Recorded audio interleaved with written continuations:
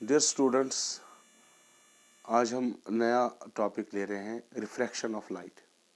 इससे पहले हमने रिफ्लेक्शन पढ़ा, एक दो लेक्चर उसके थे। तो अब रिफ्रैक्शन ऑफ लाइट, इसके बारे में आपको थोड़ा बहुत कुछ पढ़ा होगा क्लास 10th में, तो हम आगे पढ़ेंगे, ठीक है ना। What is refraction of light? So let us start.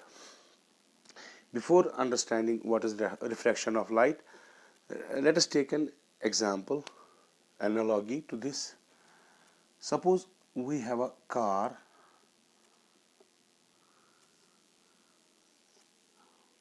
which is traveling, let us say, in this direction. ठीक है, in the straight line, एक रोड पे आ रही है, स्ट्रेट लाइन में चल रही है, ठीक। तो इसको कोई जो स्टीयरिंग मूव नहीं कर रहा है, एक ही डायरेक्शन में स्टीयरिंग चल रही है।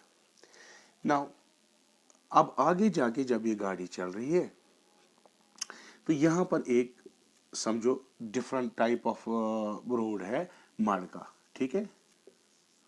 तो चूंकि ये एंगल में आ रही है तो पहले कौन सा टायर पहुंचेगा? पहले ये वाला, बाद में ये वाला।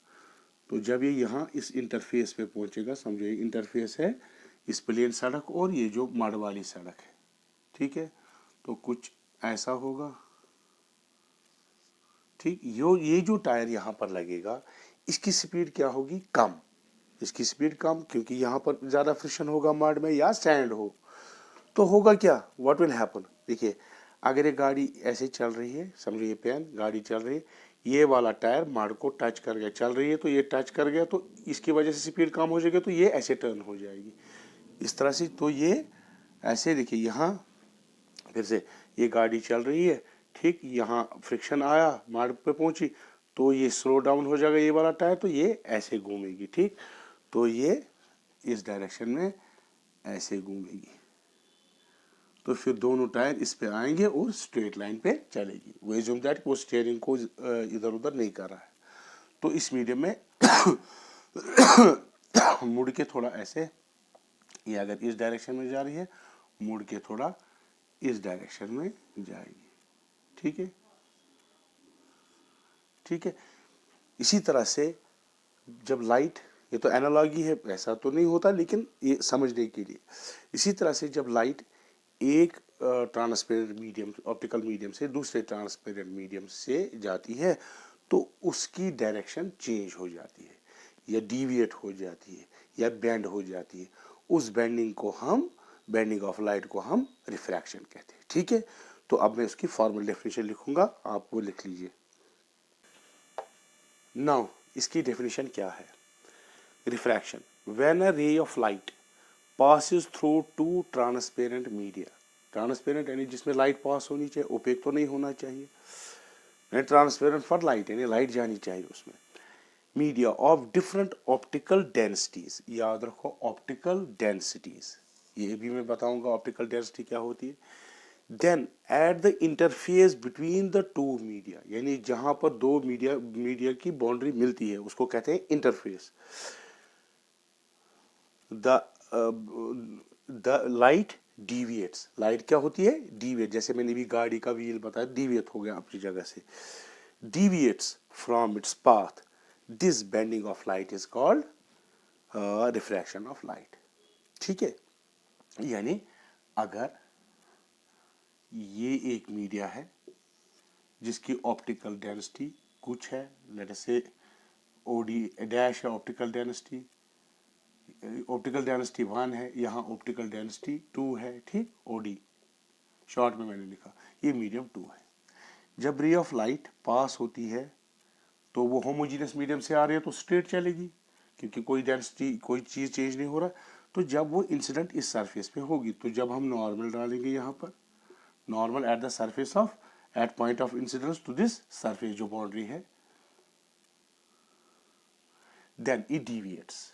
डिविएट क्या हो गया? अगर इसको ऐसे जाना था सीधे, नहीं, अब डिविएट होगी, या तो ऐसे डिविएट होगी या ऐसे डिविएट होगी। It will either bend towards the normal or bending away from the normal। इसको हम एंगल ऑफ इंसिडेंस कहते हैं। ये जो नॉर्मल के साथ रिफ्रैक्टेड रे बना, इसको कहते हैं रिफ्रैक्टेड रे, रिफ्रैक्शन, या इस केस में ये, ठीक। तो ये रिफ्रैक्ट होती है। इनकी ऑप्टिकल डेंसिटीज डिफरेंट है। अब what is optical density? Optical density क्या होती है? It is optical density, it is the measure, it is the measure of speed of light in the given medium। यानी लाइट किस रफ्तार से चलती है वो ऑप्टिकल डेंसिटी होती है। ठीक, स्पीड ऑफ लाइट कितनी तेज चलती है तो उसके हिसाब से उसकी ऑप्टिकल डेंसिटी। ठीक, if for a medium like water, जैसे वाटर है या गिलास है, it's optical density is more than that of, let us say, air।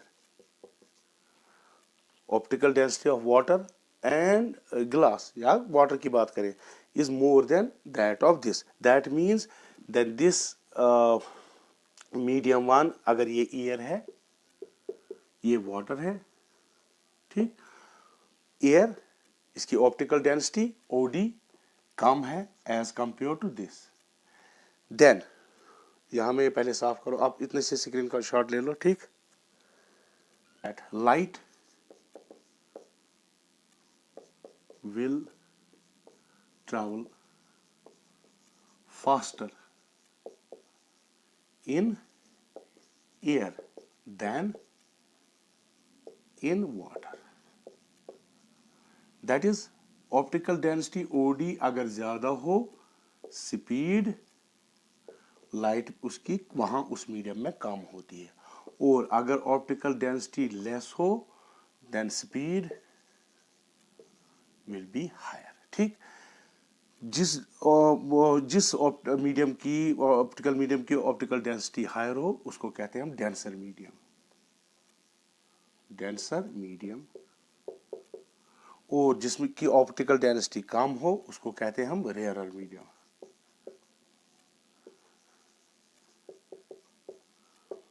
ठीक, optical density is almost same as mass density. Mass density that is mass per unit volume, जो आपने 11th में पढ़ा होगा, मास पर यूनिट वॉल्यूम। ठीक है, लेकिन इसमें फर्क होती है, कहीं पर इसमें डिविएशन होती है। फॉर एग्जांपल टर्पेंटाइन, टर्पेंटाइन जो होता है वहां पर क्या होता है, उसकी ये जो है मास डेंसिटी ज्यादा है एज कंपेयर टू वाटर।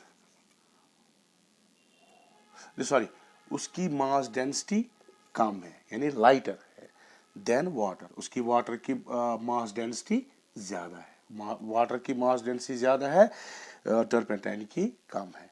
लेकिन ये इसकी जो ये ऑप्टिकली टर्पेंटाइन की ऑप्टिकल डेंसिटी ज्यादा है as compared to water. Water की ऑप्टिकल डेंसिटी कम है।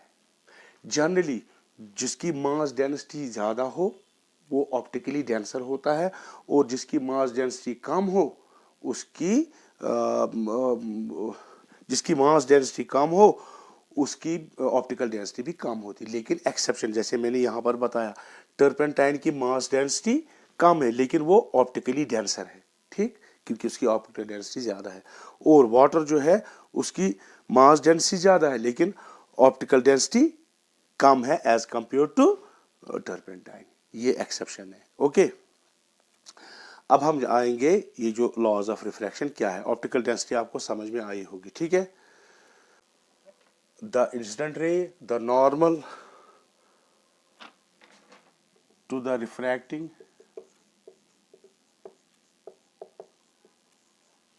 surface at the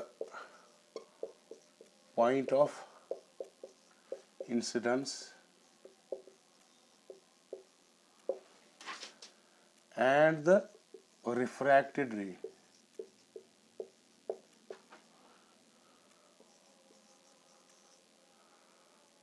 lie in same plane. ठीक है, सेम प्लेन शॉर्ट में कह सकते हैं the incident ray normal and the refracted ray lie in the same plane. So अगर ये बाउंड्री है, ये मीडियम 1 है, ये मीडियम 2 है, इंसिडेंट रे आ गई. ठीक, अब यहाँ पर हमने नॉर्मल डाला. ठीक, तो नॉर्मल डालने से सपोज ये बेंड हो गई टुवर्ड्स द नॉर्मल ऐसे. तो ये जो इंसिडेंट रे आई आर, ये नॉर्मल एन, ये रिफ्रैक्टेड रे, ये एक ही प्लेन में होगी. यानी अगर इंसिडेंट लाइट में यहाँ से डाल रहा हूँ, रिफ्रैक्टेड रे इसी बोर्ड पे होगी और नॉर्मल भी इसी बोर्ड पे होगा. ठीक है ना, बात समझ में आई. तो ये अगर यहाँ से आए तो रिफ्रैक्टेड रे इस डायरेक्शन में नहीं जाएगी. ठीक है ना, तो एक ही प्लेन में होगी. तो इस एंगल को जो इंसिडेंट रे के साथ बनाता है इसको कहते हैं एंगल ऑफ इंसिडेंस. जो रिफ्रैक्टेड रे नॉर्मल के साथ बनी उसको कहते हैं एंगल ऑफ रिफ्रैक्शन. ठीक है, लाइन सेम प्लेन. दूसरा, ये पहला लॉ हो गया. दूसरा, नाउ लॉ सेकंड. ठीक, the for a given pair of media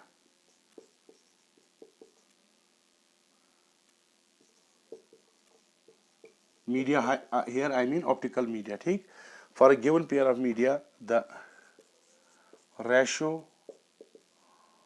of angle of incidence to the angle of refraction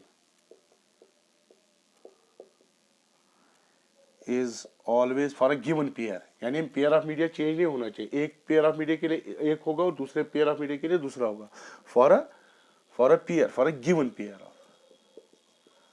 for a given pair of media the ratio of the angle of incidence to the angle of refraction is always constant. That is sine of I by sine of R is constant. ठीक है, for a given pair of media and for a given wavelength. ठीक है ना, वो आगे मैं समझाऊंगा. Sine I by sine R is equal to constant. ये जो कांस्टेंट है this is called as refractive index of pair of media.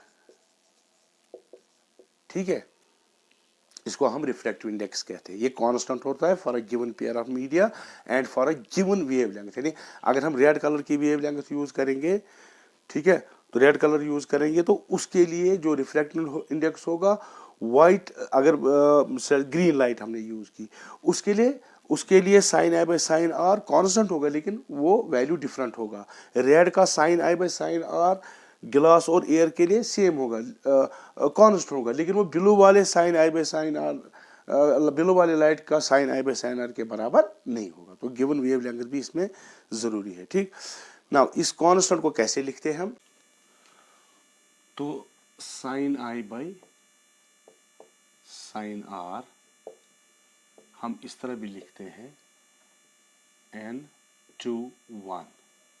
इसका मतलब है अगर हमारे पास ये एक मीडियम है 1 और ये 2, this means refractive index of second medium with respect to the first medium. इसको ऐसे भी लिखते हैं refractive index of second medium with respect to first medium n2 divide by n1. कुछ बुक्स इसको म्यू भी लिखती है, म्यू 2/1, ऐसे भी लिखते हैं n/1 refractive index of second medium with respect to first medium. तो मैं ये यहाँ पर सिंबल यूज करूंगा. ठीक है, this is called as Snell's law. इसको हम स्नेल्स लॉ बताते हैं. ठीक, now principle of reversibility of light, ये क्या होता है. According to this principal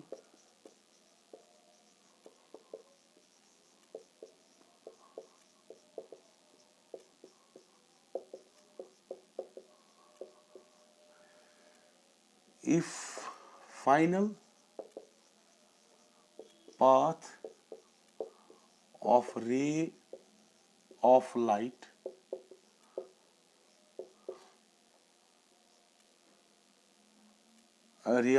after suffering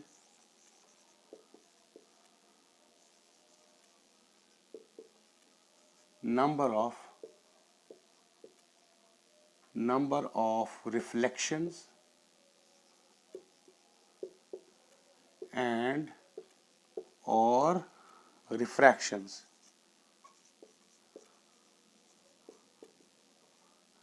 after suffering.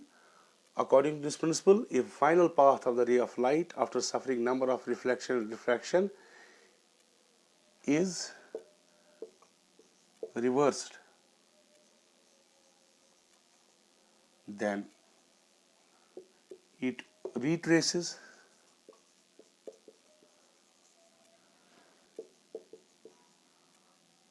path.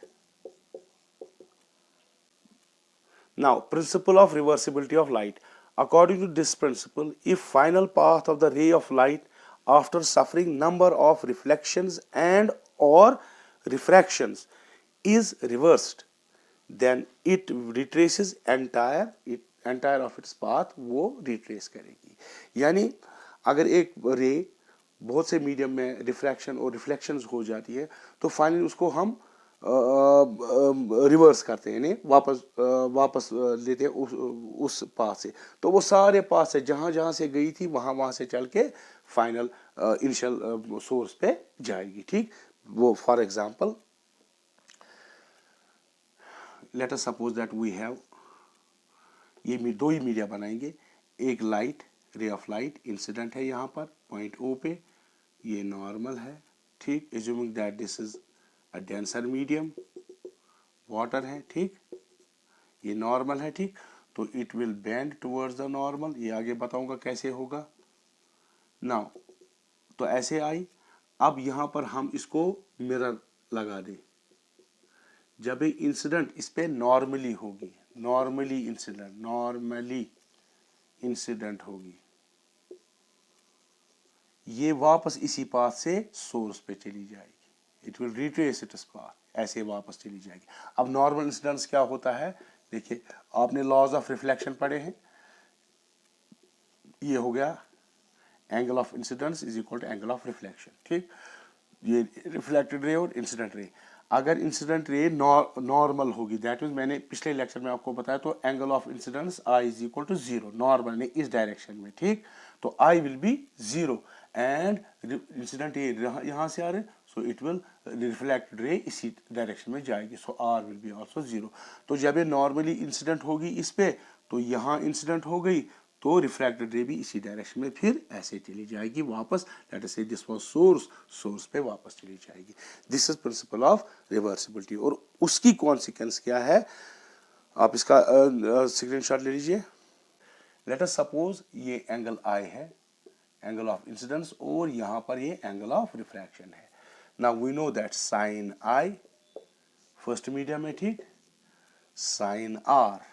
ठीक, that is refractive index of, let us say this is medium 2, refractive index of medium 2 with respect to medium 1. ठीक, now ये कौन सी light है, जब सोर्स से इस direction में आती है. जब रिफ्लेक्ट होके वापस इस डायरेक्शन में आती है, तो तब एंगल ऑफ इंसिडेंस हमारा ये बनता है आर वाला, और angle of refraction in rarer medium I बनता है. तो तब ये क्या होगा, एंगल ऑफ इंसिडेंस हमारा आर है, एंगल ऑफ रिफ्रैक्शन हमारा आई है, इज इक्वल टू, तो अब क्या होगा, refractive index of medium 1 with respect to medium 2. ठीक, तो इन दो को अगर इस इक्वेशन दोनों को हम मल्टीप्लाई करें, therefore sine I by sine R into sine R by sine I is equal to, इनको मल्टीप्लाई करो, 1 and 2 इंटू 2 and 1, ये कैंसल हो जाएगा, ये भी कैंसल हो जाएगा, this will be 1. So 1 and 2 into 2 and 1, और इसको इस साइड में ले जाओ, 1 by 2 and 1 is equal to 1 by n to 1. That is refractive index of second medium with respect to first medium is equal to reciprocal of the refractive index of first medium with the second medium. ठीक, यानी अगर मिसाल के तौर पर refractive index इस ये जो है यहाँ पर फर्स्ट मीडियम, ये सेकंड मीडियम है, n to 1 ये है refractive index of this medium with respect to this medium, that is say it is 1.5। ठीक है, तो इस मीडियम का with respect to this medium will be n to n1, that is 1/1.5। तो ऐसे, तो अगर हमें A का refractive index with respect other है, we can calculate the refractive index of the other medium with respect to the first medium. Okay, तो ये हो गया principle of reversibility of light. Okay, आएगी ऐसे, क्योंकि रेयरर मीडियम है तो ऐसे डिविएट होगी away from the normal. So what will this angle? This angle should be angle I also. ठीक है ना, थोड़ा सा देखिए ऐसे चली जाएगी। ठीक है, सो दिस इज फाइनल जो रे यहां से निकलेगी फर्स्ट मीडियम से। क्लियर? तो अब यहां क्या लॉ बनेगा? यहां एंगल ऑफ इंसिडेंस R2 है और एंगल ऑफ रिफ्रैक्शन I है, तो ये क्या होगा? Sine R2 by sine I, ठीक, is equal to refractive index of medium 1 with respect to medium 3, that is 1 refractive index of medium 1 with respect to medium 3, that is equation 3। इनको अगर multiply करेंगे, what will happen? sin I by sin R1 into sin R1 by sin R2 into sin R2 by sin I will be equal to 1 and 2 into 2 and 3 into 3n1। ठीक है, okay, तो ये cancel होगा इसके साथ, ये cancel इसके साथ, ये इसके साथ कैंसल, और ये देखिए, ये इसके साथ कैंसल, ये इसके साथ कैंसल, ये तो ये क्या निकलेगा यहाँ से? लेफ्ट साइड से 1। ठीक, तो अब मैं यहाँ लिखता हूँ, पहले लिखूंगा right hand side, 1 and 2 into 2 and 3 into 3 and 1 is equal to 1। अब देखिए यहाँ हम इसको ले जाएंगे यहाँ से, तो ये डिवाइड हो जाएगा यहाँ, तो मैं यहाँ लिखता हूँ ये, अभी ये मिटा देगी, इसकी जरूरत नहीं है। ठीक है,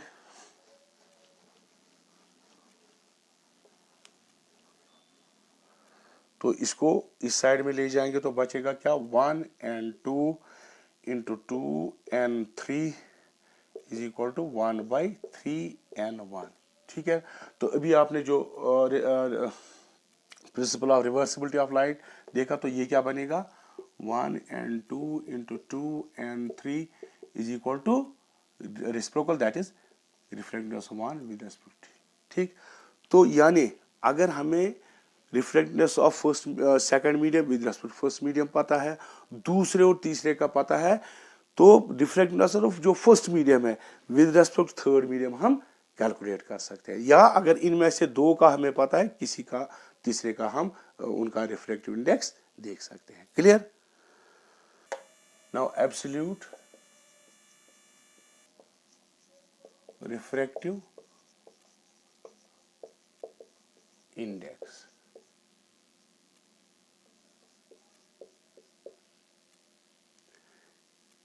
absolute refractive index, it is written as n or sometimes as mu. It is defined as ratio of velocity of light in vacuum, यानी फ्री स्पेस जहां एयरवेयर ना हो, divided by velocity of light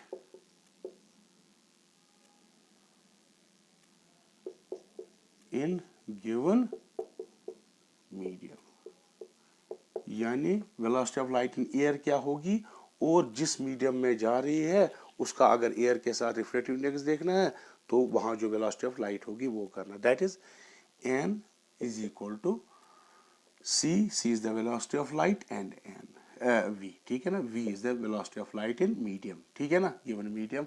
c क्या होता है 3 × 10⁸ by v, so n will be greater than 1 always। क्यों?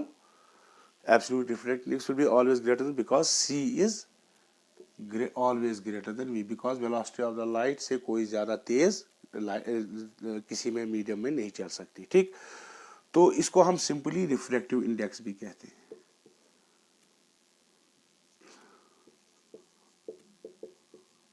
यानी अगर आपको कोई कहे रिफ्रैक्टिव इंडेक्स इसका है, that means it is with respect to the air, और absolute this it is absolute refractive index.